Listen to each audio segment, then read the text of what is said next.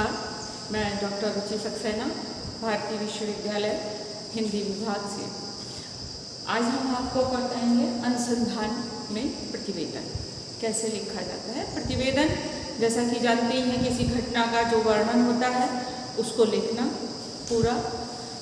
इसी तरीके से अनुसंधान का भी प्रतिवेदन होता है। प्रतिवेदन का अर्थ केवल रिपोर्ट के माध्यम से संचार या सूचना देना है। शोधकर्ता ने कुछ तथ्यों और आंकड़ों को एकत्रित किया है, इसका विश्लेषण किया है और कुछ निष्कर्षों पर पहुंचे हैं। उसको किसी भी जानकार व्यक्ति को बताना या सूचित करना प्रतिवेदन कहलाता है। उस सूचना को प्रतिवेदन कहते हैं। इसमें आप ये नहीं बताएंगे कि आपने अनुसंधान के दौरान क्या क्या किया है, इसका पूरा विवरण नहीं देना होता है। केवल सबसे महत्वपूर्ण तथ्यों को बताना होता है, जिससे जांचकर्ता द्वारा किए गए निष्कर्षों को समझने के लिए आवश्यक है। प्रतिवेदन एक प्रक्रिया है जो अपनाई गई प्रक्रिया का वर्णन करता है। समस्या के जांचकर्ता द्वारा निष्कर्ष निकाला जाता है।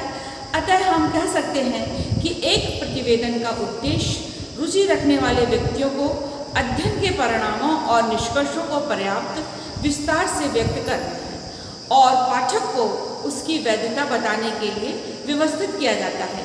एक अनुसंधान प्रतिवेदन हमेशा ज्ञान के लिए आवश्यक है। तो प्रतिवेदन क्या है?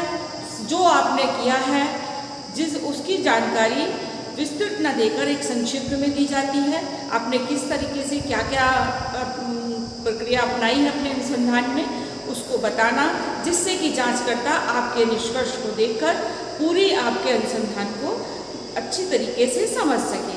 और प्रतिवेदन का एक मानक होता है जिसे अमेरिकन साइकोलॉजिकल एसोसिएशन के द्वारा मान्य घोषित किया है। इसको 3 चीज़ें बहुत इसमें ज़रूरी होती हैं।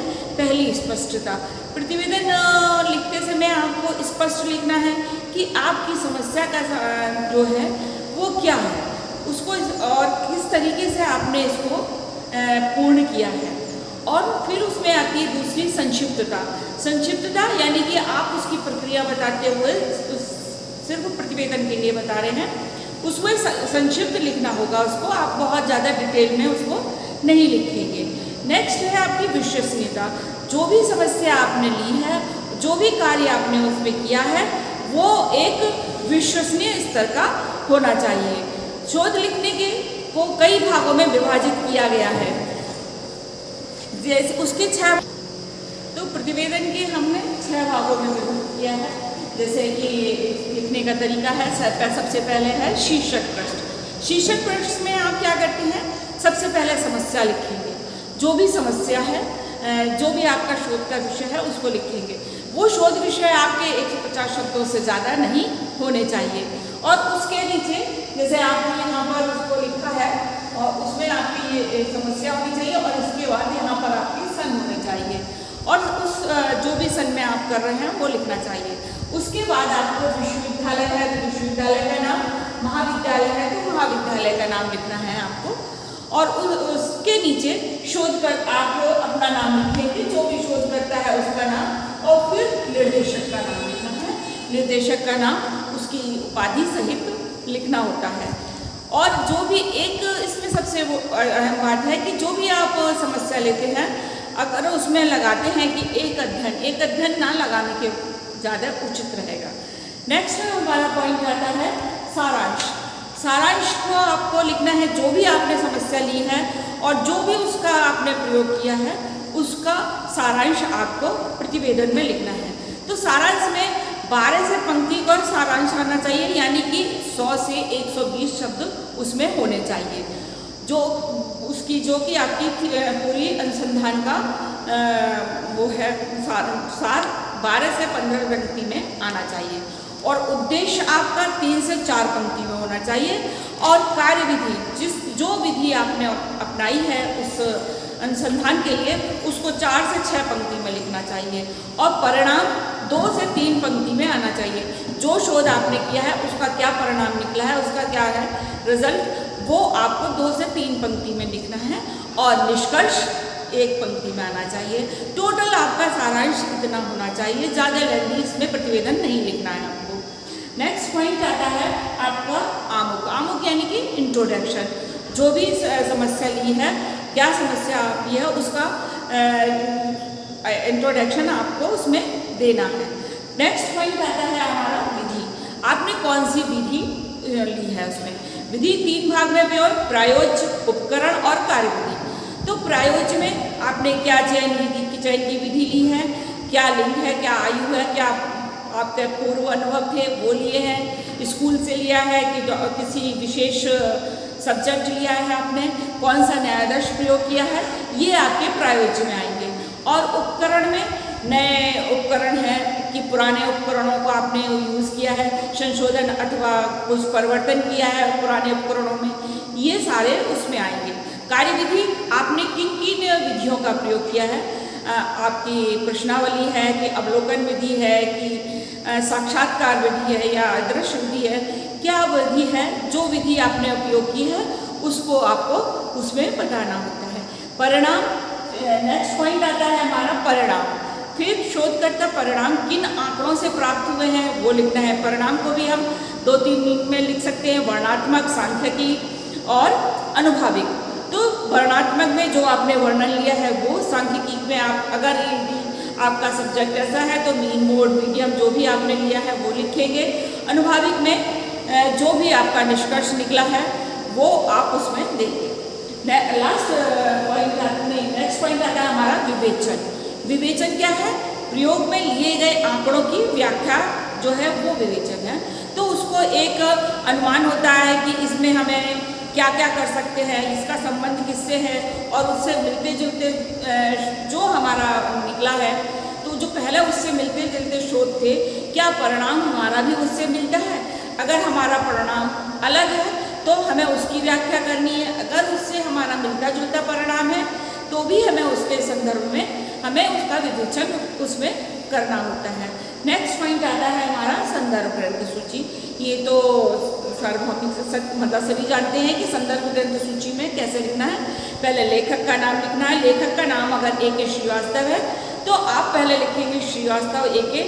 और जो भी बुक आपने यूज़ की है उस बुक के लेखक, फिर उस बुक का नाम, फिर उसका बुक का पब्लिशर, फिर उस बुक का किस पृष्ठ से लिया गया है ये लिख सकते हैं। अगर आप इसकी जानकारी नहीं देना चाहते हैं तो भी चलेगा, पर आपको लेखक का नाम, पुस्तक का नाम और उसका प्रकाशन वर्ष और उसकी मुद्रण का नाम अवश्य लिखना है। नेक्स्ट आता है हमारा परिशिष्ट। परिशिष्ट जो चीज़ हम शोध में नहीं लिख पाते हैं और उसे परिशिष्ट में लिखते हैं। जैसे कि शोध में हम चाहते हैं कुछ पॉइंट हैं हमारे, तो परिशिष्ट में जो हम चीज़ें हमारी रह जाती हैं और जो उससे संबंधित होती हैं, हम उस अनुसंधान में नहीं लिख पाते हैं, उसको हमें परिशिष्ट में उसका आंकड़ा देना होता है, विवरण देना होता है। फिर हमारा आता है प्रतिवेदन लिखने की शैली। ये किसी एक शैली को अपनाना चाहिए। जब प्रतिवेदन आप लिखते हैं तो किसी एक शैली को ही अपनाना चाहिए, जो कि हम शुरू से लेकर आखिरी तक उसी का निर्वाह करना चाहिए।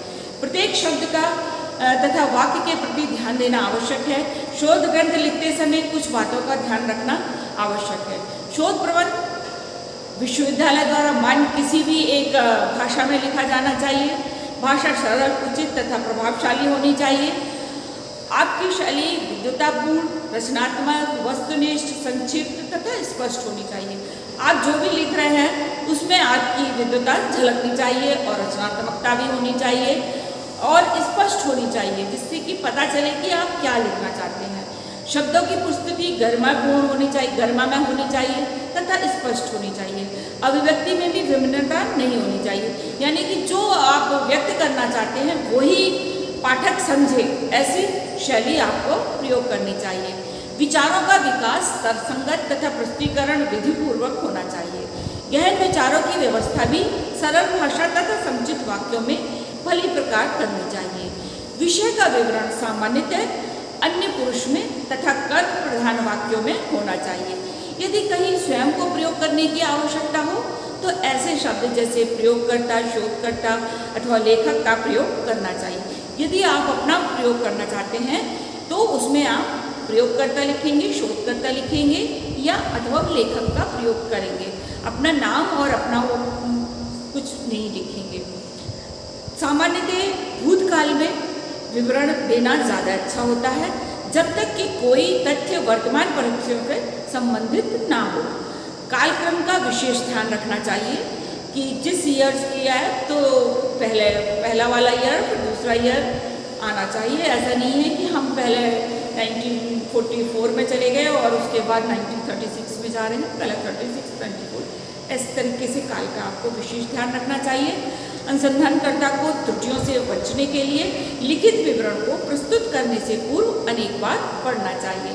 ये कुछ शैली हैं जो आपको ध्यान रखनी चाहिए, क्योंकि अनुसंधान प्रतिवेदन सामान्य व्यक्ति नहीं पढ़ता है, इसे वही व्यक्ति पढ़ता है जिसे उस समस्या तथा विषय में विशेष रुचि और ज्ञान होता है। यानी एक प्रबुद्ध व्यक्ति ही पढ़ता है। तो आप जब अपनी शैली और अपनी भाषा और अपनी त्रुटियों को ध्यान में रखकर लिखेंगे, उतना ही अनुसंधान आपका अच्छा माना जाएगा। प्रतिवेदन की आलोचनात्मक दृष्टिकोण से, क्योंकि जो भी पढ़ता है वो आलोचना जरूर करता है, तो उसको भी ध्यान रखकर आपको उसका लिखना चाहिए। उसमें कमियों और तार्किक असंगतियों को ढूंढता है तथा प्राप्त निष्कर्ष का परीक्षण भी करता है। अतः प्रतिवेदन को बहुत ही सतर्कता तथा वैज्ञानिक ढंग से आपको प्रस्तुत करना चाहिए। ये कुछ प्रतिवेदन लिखने की शैली थी आपकी। कल हम आपको अगले टॉपिक पर चर्चा करेंगे।